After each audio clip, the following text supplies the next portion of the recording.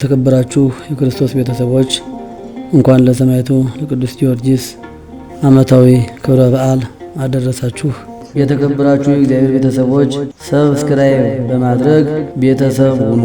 በቻናላችን የሚለቀቁ ቪዲዮዎችን ላይክ እያደረጋችሁ ይህንን መንፈሳዊ ቻናል እንድታበረታቱልንና ሸርም በማድረግ ለሌሎች እንድታደርሱልን እንጠይቀዎታለን። በስመ አብ ወወልድ ወመንፈስ ቅዱስ አሐዱ አምላክ አንድ አምላክ በሚሆን በአብ በወልድ መንፈስ ቅዱስ ስም ሚያዝያ 23 በዚች ቀን ፀሐይና የአጥቢያ ኮከብ የተባለ ታላቅና ክቡር የሆነ የሰማዕቱ የቅዱስ ጊዮርጊስ የምስክርነት ፍጻሜ ሆነ። የዚህም ቅዱስ አባቱ መስፍን ነው። ስሙም አንስጣሴዎስ ይባላል። ከቀጰዶቅያ አገር ነው። የእናቱ ስም ቴዎብስታ ይባላል። ከፍልስጤም አገር ናት። ታናሽ ሆኖ ሳለ አባቱ አረፈ። 20 ዓመትም በሆነው ጊዜ የአባቱን ሹመት ሊቀበል ወደ ንጉሥ ዱድያኖስ ዘንድ ሄደ። ንጉሡም ጣዖት አቁሞ ጣዖትን እንዲያመልኩ ሰዎቹን ሁሉ ሲያስገድዳቸው አገኘው። ይህንንም አይቶ ቅዱስ ጊዮርጊስ እጅግ አዘነ። በርሱ ዘንድ ያለውንም ገንዘቡንም ሁሉ ለድሆች ለምስኪኖች ሰጠ። ባሮቹንም ነፃ አወጣቸው። ከዚህ በኋላ በንጉሥ ፊት ቆሞ በክብር ባለቤት በጌታችን ኢየሱስ ክርስቶስ ታመነ። ንጉሡም አባበለው፣ ብዙ ቃል ኪዳንም ገባለት። እርሱ ግን አልተቀበለውም። ለመስማት እንኳን የሚያስጨንቅ ስቃይን አሰቃየው። ጌታችን ግን ያጸናዋን፣ ቁስሉንም ያድነዋን። 3 ጊዜም እንደሚሞት እርሱም እንደሚያስነሳው በአራተኛውም የምስክርነት አክሊልን እንደሚቀበል ነገረው። ቃል ኪዳንም ሰጠው። ስሙ በዓለሙ ሁሉ የተገለጠ ይሆን ዘንድ በተጋድሎና መከራ በመቀበልም ጽኑ በሆነ ስቃይም 70 ዓመት እንዲኖር መላእክትም እንደሚያገለግሉት ነገረው። ንጉሡም ቅዱስ ጊዮርጊስ ባለመታዘዙና ባለመመለሱ እጅግ አዘነ። ስለዚህ አትናቴዎስ የሚባል ታላቅ ሥራየኛ አመጣ። እርሱም መርዝን ቀምሞ በጽዋ ሞልቶ አስማት ደግሞ እንዲጠጣ ለቅዱስ ጊዮርጊስ ሰጠው። ወዲያውኑ የሚሞት መስሎት ነበር። ቅዱስም ያንን ጽዋ ጠጣው፣ ምንም ጉዳት አልደረሰበትም። ያ መሰሪም በክብር ባለቤት በጌታችን በኢየሱስ ክርስቶስ አምኖ በሰማዕትነት ሞተ። ከእርሱም ጋር ሌሎች ብዙዎች ሰዎች በሰማዕትነት ሙተው የሕይወት አክሊል ተቀበሉ። ቁጥራቸውም 30,700 ነፍስ ነው። ቅዱስ ጊዮርጊስም በዱድያኖስና በሰባ ነገሥታት ፊት በቆመ ጊዜ በዚያም የተቀመጡባቸው የእንጨት ወንበሮች ነበሩ። ቅዱሱንም እነዚህ የተቀመጥክባቸውን ወንበሮች እንዲበቅሉ እንዲያብቡና እንዲያፈሩ ታደርጋቸው ዘንድ ከአንተ እንሻለን አሉት። በዚያን ጊዜ ጸለየ፣ እንዳሉትም አደረጋቸው። ይህንንም ድንቅ ሥራ አይተው ቁጥር የሌላቸው ብዙ አሕዛብ በጌታችን አመኑ። ከዚህ በኋላ ቅዱሱን ወስደው በጉድጓድ ብረት ምጣድ ውስጥ አበሰሉት። አቃጥለው አሳረረውም። ሥጋውና አጥንቱን ፈጭተው አመድ አድርገው ከረጅም ተራራ ላይ በተኑት። ጌታችንም ነፍሱን ወደ ሥጋው መልሷት ደግሞ አስነሳው። ወደ ነገሥታቱም ተመልሶ በክብር ባለቤት በጌታችን ኢየሱስ ስም ሰበከ። ቁጥር የሌላቸው አሕዛብ አይተው አደነቁ። በጌታችንም አምነው በሰማዕትነት ሞቱ። ነገሥታቱም ደግመው ሙታኖችን ብታስነሳ አምላክህ እውነተኛ አምላክ እንደሆነ እናውቃለን፣ በርሱ እናምናለን አሉት። ቅዱስም ጸለየ። ከጉድጓድም ውስጥ ወንዶችና ሴቶች ጎልማሶችንም አስነሳቸው። እነዚያም በክብር ባለቤት በጌታችን ስም አስተማሩ። የገሃነምንም ወሬ ተናገሩ። ጥምቀትንም ተቀብለው ተመልሰው አረፉ። ከሃዲያን ነገሥታት ግን ሙታንን ያስነሳህ አይደለም የረቀቁ ሰይጣናትን አሳየህን እንጂ ብለው ተከራከሩ። ከዚያም ከጭንቀታቸው ብዛት የተነሳ ከአንዲት ድሃ ቤት ዘንድ አስጠበቁት። እርሷም እንጀራ ልትለምንለት ወጣች። እግዚአብሔርን መልአክ በላዩ ከበጎ ነገር ሁሉ የተመላ ማዕድን አቀረበላት። የዚያች መበለትም የቤቷ ምሰሶ ቅርንጫፍን አበቀለ፣ ታላቅ ዛፍም ሆነ። ያችም መበለት በተመለሰች ጊዜ የቤቷ ምሰሶ ቅርንጫፉ አብቅሎ ታላቅ ዛፍ እንደሆነ ስለ ማዕዱም ይህንን ታላቅ ምልክት አይታ የክርስቲያኖች አምላክ ሰው ተመስሎ ወደ እኔ መጣ አለች። ቅዱሱም እኔ አምላክ አይደለሁም የአምላክ ባሪያ ነኝ እንጂ አላት። እርሷም እንዲህ ብላ ለመነችው፣ የአምላክ አገልጋይ ከሆንክ ቸርነትህ እንድትደርሰኝ እለምንሃለሁ። እውር፣ ደንቆሮ፣ ዲዳ፣ ጎባጣ የሆነ ልጅ አለኝና ታድንልኝ ዘንድ እለምንሃለሁ። ስለ ጌታችን እምነትም አስተማራትና በመስቀል ምልክት አማተበው። ያን ጊዜ አየ።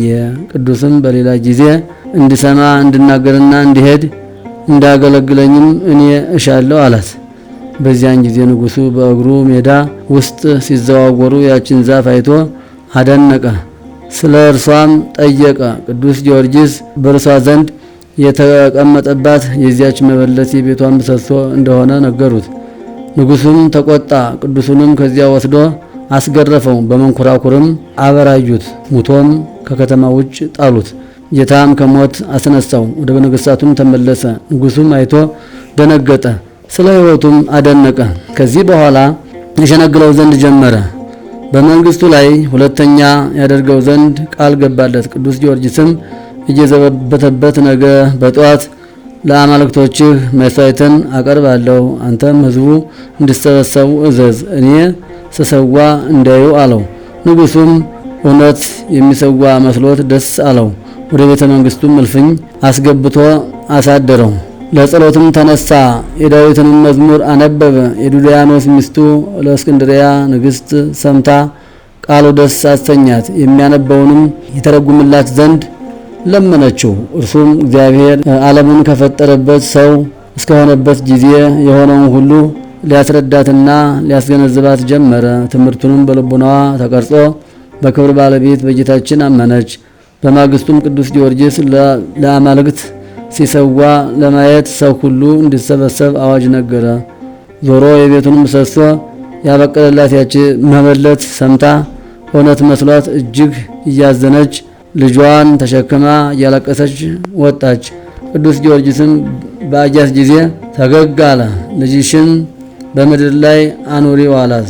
ከዚያም ልጇን ጠርቶ ወደ አጵሎን ሂድ፣ ወደ እኔም ይመጣ ዘንድ በክብር ባለቤት በጌታዬ ኢየሱስ ክርስቶስ ስም እዘዘው አለው። ያን ጊዜ ያ ልጅ ድኖ ቅዱስ ጊዮርጊስ እንዳዘዘው ወደ ጣዖቱ ቦታ ሄዶ አዘዘው። በጣዖቱ ያደረ የርኩስ መንፈስም ከማደሪያው ወጥቶ ቅዱስ ጊዮርጊስ ወደ አለበትም መጥቶ እኔ ሰውን ሁሉ የማስት እንጂ አምላክ አይደለሁም ብሎ በሕዝቡ ሁሉ ፊት አመነ። ቅዱሱም ተወጣው ዘንድ ምድርን አዘዛትና ወዳውኑ ዋጠችው።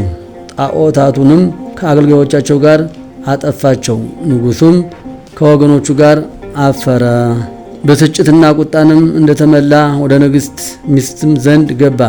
እርሷም አምላካቸው ጽኑ ኃያል ነውና ክርስቲያኖችን አትጣላቸው አላልኩህምን አለችው። ይህንንም ከርሷ ሰምቶ በርሷ ላይ እጅግ ተቆጣ። ወደ ክብር ባለቤት ክርስቶስም እምነት የከበረ ጊዮርጊስ እንዳስገባት አወቀ። ከዚህ በኋላ ከከተማ ውጭ እንዲጎትቱትና በመጋዝ እንዲሰነጥቁት አዘዘ። የሰማዕትነት አክሊልንም በመንግሥተ ሰማያት ተቀበለች። በዚያን ጊዜ ስለ ቅዱስ ጊዮርጊስ ሥራ ነገሥታቱ ሁሉ ደንግጠው ኀፍረት ደግሞ እንዲጨመርባቸው ከነርሱም እንዳርፍ ራሱን በሰይፍ ይቆርጡ ዘንድ እንዲጽፍ ንጉሥ ዱድያኖስን መከሩት። ያን ጊዜ የክቡር ጊዮርጊስን ራስ በሰይፍ ይቆርጡት ዘንድ አዘዘ። ድል አድራጊ ጊዮርጊስም እጅግ ደስ አለው። እሳት ከሰማይ አውርዶ 70ውን ነገሥታት ያቃጠላቸው ዘንድ መከራውም ከክርስቲያን ወገን ጸጥ ይል ዘንድ ጌታችን ለመነው። ወዲያው እሳት ወርዶ ከሰራዊታቸው ጋር 70ውን ነገሥታት አቃጠላቸው።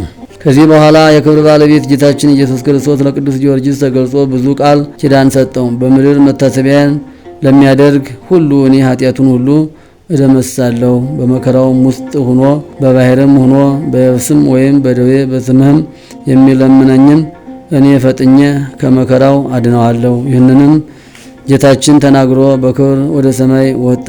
ከዚህ በኋላ ራሱን ዘንበል አድርጎ በሰይፍ ቆረጡት። በመንግሥተ ሰማያት አክሊላትን ተቀበለ። ከአገልጋዮቹም የቀሩት ሥጋውን ወስደው በልብስ ጠቀለሉት። ወደ ሀገሩ ልዳም ወሰዱት። ቤተ ክርስቲያንም ሰርተው በውስጧ አኖሩት።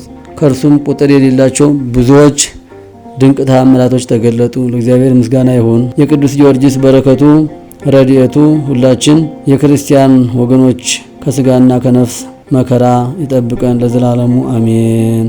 አርኪ ሰላም ለካ ሰሮ የሰማይታት አይላፍ ዘሞገሰ ስምከ በጽሐ መንገለ ኩሉ አጽናፍ በቅድመ ፀሐይ ቡሩክ ዘኢየዐርፍ ለዘልፍ ህማሜ ዝሩ ነሲአከ ወፀዊረከ በአፍ ጊዮርጊስ ቀሊለ ክንፍ ከራዲዮን ኦፍ ሰላም እብል እደወ ተሱአ ወአምአተኒ ሰላሰ ወሰብአ ሶበነጸሩ ክሱተ ስብሐተ ሰማያት ህቡአ እንዘይትባደሩ በአውደ ነገሥት ሰብአ ምስለ ጊዮርጊስ ዘፈጸሙ ስምዐ። ቅዱስ ሮቆ በዚች ቀን ተአምራትን እስከ አሳየ ድረስ የተጋደለ ቅዱስ ሮቆ አረፈ። በአንዲት ዕለትም ለጸሎት ቆሞ ሳለ አንዲት ትንኝ ነደፈችው። ቁስሉን እያሳየ በብዙ ልቅሶ ወደ ጌታችን ለመነ። ያን ጊዜ የክብር ባለቤት ጌታችን ኢየሱስ ክርስቶስ በደመና ላይ ተገለጠለት። በአንጻሩም ቆሞ ወዳጄ ሮቆ አትፍራ፣ ላድንህ ወደ አንተ መጥቻለሁና። ደግሞም የሮቆ አምላክ ኢየሱስ ክርስቶስ ከንዳድ በሽታ አድነኝ ብሎ በስምህ ለሚለምንህ የንዳድ በሽታ በላዩ ላላመጣበት ከአንተ ጋር ቃል ኪዳን ላጸና መጣሁ አለው። ይህንንም ብሎ በታላቅ ክብር ወደ ሰማይ አረገ። ቅዱስ ሮቆም በብዙ ገድል ተጠምዶ ኑሮ በሰላም አረፈ። ለእግዚአብሔር ምስጋና ይሁን፣ እኛንም በዚህ ጻድቅ ልመና ይማረን ለዘላለሙ አሜን። አርኬ ሰላም ለሮቆ መስተጋድል ህሩይ ዘአስተራዮ አምላክ በደመና ሰማይ ሶበ ቁሰሊሁ አራዮ ዘምስለ ብካይ ጸጋዎ ኪዳነ ምሕረት በጸውኦ ስሙ ሰናይ ከመእምብድብድ ይድህን ብእሲ ድዌ ዘአቅረብኩ ማሕሌተ አዘኪሬ አይላፈ ምለተ ጸምዱከ ዘልፈ ለላ አነብብ ተወከብ ዘንዴቴ መጽሐፈ እንተረሰይከ እግዚኦ ጸሪቀ መበለት ውኩፈ እምላሁ ቡላን ዘተርፈ ነቢያት ቅዱሳን ሐዋርያት ሰባካያን ሰማዕታት ወጻድቃን ወመላእክት ትጉሃን ደናግል አዲ ወመነኮሳት ሄራን ባረኩ ባረኮ ጉባኤ ዛቲ መካን እስከ አረጋዊ ልሂቅ ወንዑስ ሕፃን ለዘጻሐፎ በክርስታስ ወለዘጻሐፎ እንዘይደርስ ለዘአንበቦ ወለዘተርጎሞ በልሳን አዲስ ወለዘሰምዐ ቃሎ በዝነ መንፈስ በጸሎተ እሙ ማርያም አራቂተ ኩሉ እምባይስ ህቡረ ይማረነ ኢየሱስ ክርስቶስ ህቡረ ይማረነ ኢየሱስ ክርስቶስ ህቡረ ይማረነ ኢየሱስ ክርስቶስ። የሰማነውን በልቦናችን ያሳድርብን። ከሰማዕቱ ከቅዱስ ጊዮርጊስ ረድኤት በረከት እንዲያሳድርብን። በዓሉን የሰላም የሐሴት በዓል እንዲያደርግልን። አቡነ ዘበሰማያት እንበል።